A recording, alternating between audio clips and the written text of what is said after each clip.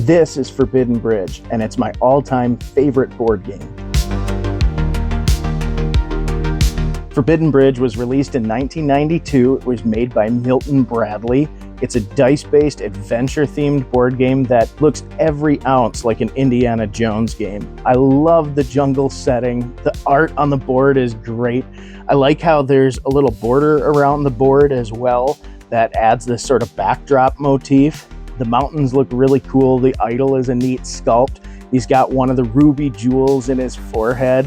A very neat looking board, and that's just it. Is I'm a sucker for these games that have really unique playing boards, like Crocodile Dentist or Shark Bite, or a lot of the other games that came out in the late 80s, early 90s.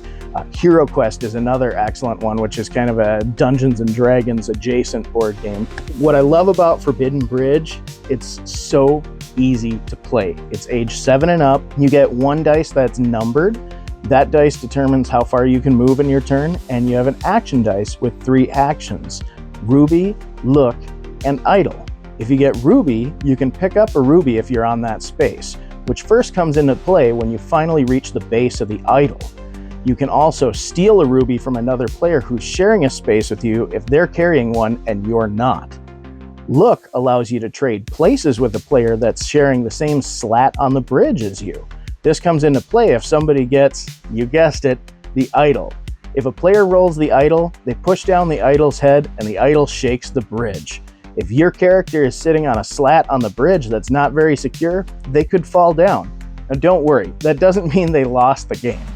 Your player character will move to the nearest available space, and the ruby that they were carrying will also move to its nearest available space. This ruby can be reclaimed if you land on the same space and roll a ruby action. Characters need to make their way to the idol and back down to their canoe at least twice, because you need to deliver 2 rubies to the finish space to win the game. It's very easy, it's a lot of fun. You can usually get through one game with 4 players in under a half hour, sometimes even faster if you're really trying to pile drive through it, but honestly, I like to take my time. Because of the simplicity, it's a blast to just hang out, be social with your friends. And because of the props involved, I mean, look at that idol. It's eye-catching. Now you might be watching this video thinking Forbidden Bridge looks like a lot of fun, but it's from 1992. How am I supposed to get a copy? Well, I have good news. In 2021, Hasbro reproduced it. Now, it's obviously a bit smaller and there have been some changes, but it's the same all-around game. And you can find copies available online. So if you're ever at game night and you're trying to get a pickup going, set this one up. People will join.